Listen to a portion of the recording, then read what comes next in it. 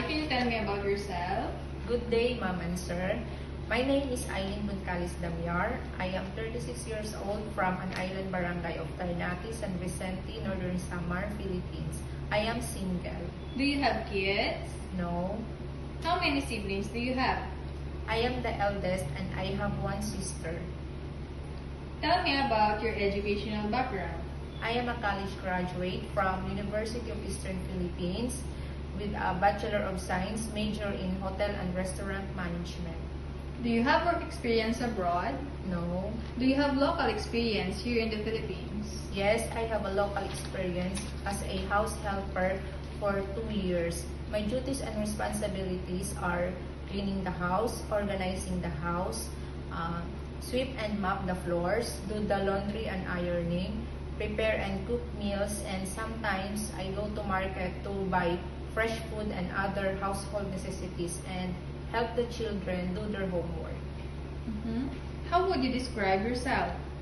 I am honest, patient, and dedicated to my work, and I am willing to learn and follow instructions. Do you have any tattoo in your body? Yes, I have a tattoo at the upper left side of my back and it is not visible. Did you undergo to any kind of surgery? No, Why do you want to work abroad? I want to work abroad as a domestic helper in Hong Kong because I want to provide a better income for my future and for my family, especially my grandparents who raised me since I was 3 years old and supported my education up to college. Okay. Are you scared of dogs and cats? No, Give me your idea. How can you take care of children and children with tantrums? I will talk to them with calm voice.